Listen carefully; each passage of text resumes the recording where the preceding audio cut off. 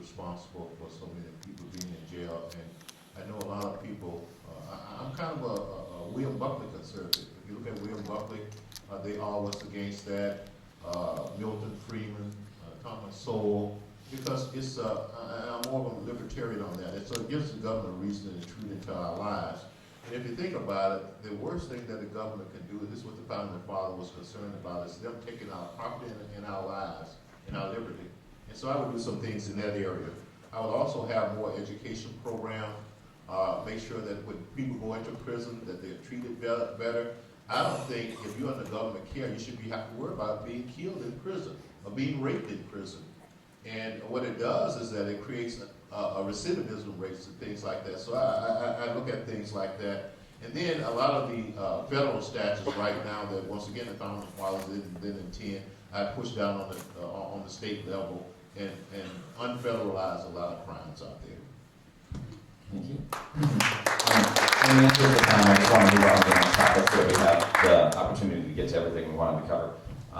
So one last question in that area is, the achievement gap has left many minority children behind.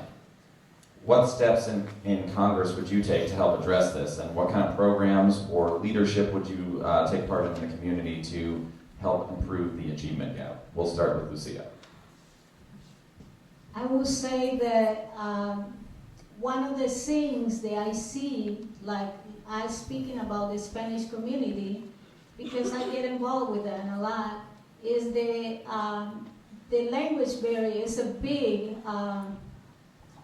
problem in this community when the parents don't know the language and they don't understand what the kids has to do in their school, homework or tests, and there's frustration not only for the kids but also for the parents. So I believe that it should be special programs for these communities, and even not only Spanish, because there's other people from other countries that come to this nation and they don't know the language.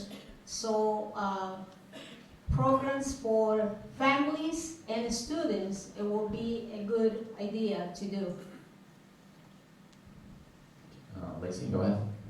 So many things dealing with education we don't talk about.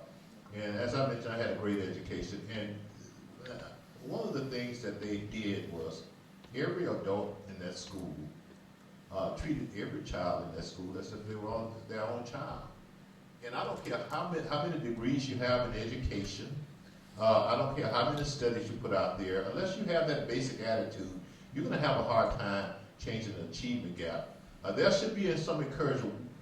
Ideally, we like to get to the point where race and things like that doesn't matter anymore. But let me tell you, race counts to those children. And you got to put people in front of them that look like them and that they trust. And until we get to the point where we can't do that, I'm in favor of that. The other thing is school choice, vouchers, competition. I think right now the schools are not they have no competition, so there's nowhere else for you to go. And finally, I push a lot of the decision making that's going on in the Department of Education down to the state level. The only role I see for the federal government in that is perhaps set standards and let the states decide how they're going to meet those standards. And what happened there is that you have best practices and things like that you can leverage for better education. And Allie? I saw a great role for this. I went to Hope Academy about a month ago and I visited them, asked questions. They have an amazing program. I don't know if any of you have ever been there in Minneapolis. They literally have, the parents have to pay, even if it's $10 a month, they are committed to paying it. And sadly, for some of them, that's a lot of money. They have to show up at conferences. They have Bible studies. They have counseling. It's like you can't give just a small piece. Sustainability, it takes a long time and a lot of different elements, and this school has nailed it. And that's, when I saw that, I was so impressed, but it was funded privately. So again, we're talking about the community. They have a ton of volunteers, and the money, everybody sponsored a child from K through 12. And I'm telling you, they did everything from medical to groceries. It was incredible. And these kids, the success rate and the graduation is awesome.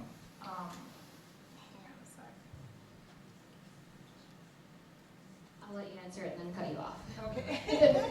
No, that's it, go ahead. Do we have a 30-second? We're gonna move on right now. So our next one is about federal jobs. Representative Omar, along with others in Congress, including Senator Booker, have introduced a federal jobs guarantee program. The plan is to target cities where unemployment is high. If elected, would you continue working for a federal jobs guarantee program or introduce another act? Ellie, I'll actually go with you first. Would you repeat that? Yeah. Please? All right, it's about a federal jobs guarantee program. The plan is to target cities where unemployment is high.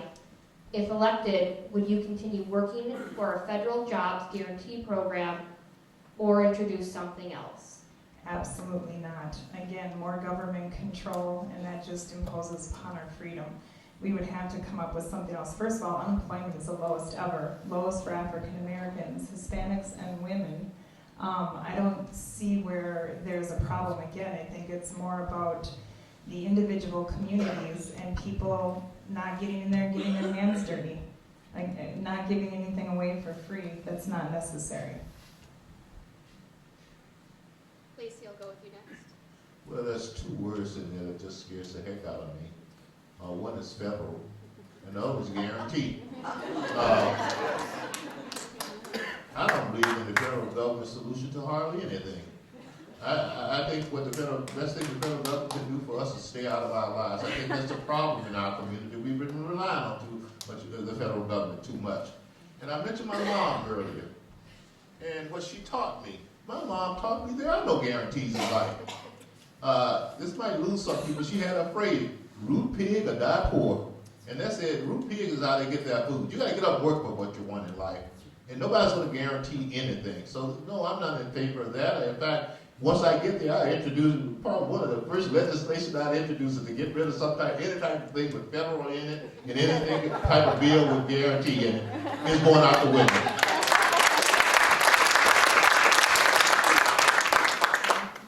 Lucia, go ahead. I don't think I will take a job like that. I prefer to work in my antique boutique.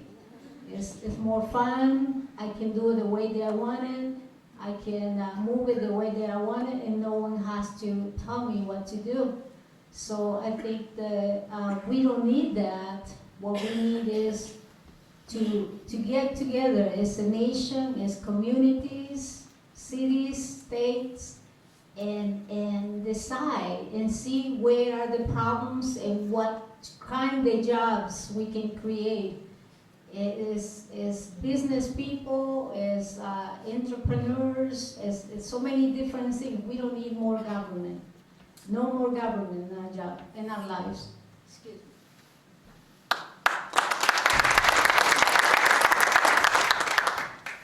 President Trump stated he wants more tax cuts. However, we are facing a higher debt ceiling with continued tax cuts.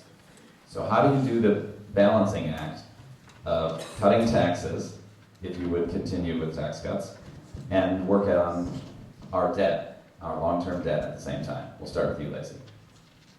Well, first of all, the way we're going to pay down the debt is growing the economy and bringing in more tax revenues. And contrary to what people believe, tax cuts actually bring in more tax revenues. Sometimes tax cuts are like an investment. So that's one thing we got to do. But, most important, we got to cut our expenses. The federal government isn't designed for all the things that we're trying to do. It's like the recent Special Olympics.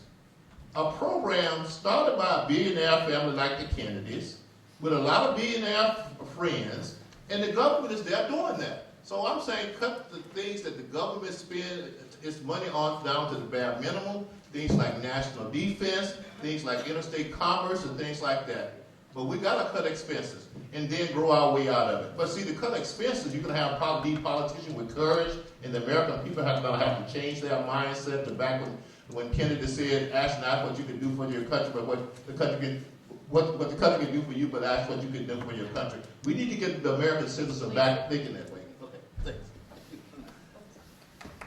Go ahead, Alan. Tax cuts actually actually increase the revenue for the government. It gives us more freedom to be able to make the choices. Again, the money's in our hands, not theirs. Small business owners can hire more people. They can have more product. People can buy houses. They can buy cars. We need to support our president in these choices. What was the original question? Do you support tax cuts at Yeah, this the time? balancing tax cuts with the debt.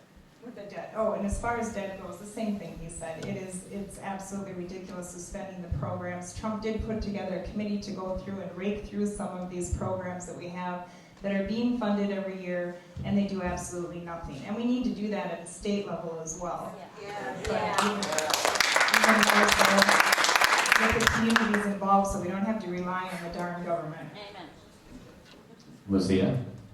So, tax cuts are very important because people can buy more, economy move, people that have business have more customers, of course, and about the balancing the budget of the United States is so many crazy programs that we as people ignore how they waste their money and save a little fish. Like in California, they were trying to save some fish.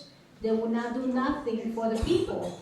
And there are so many things that the president had cut off, and I'm happy about because we can use the money for other things. So it can be done.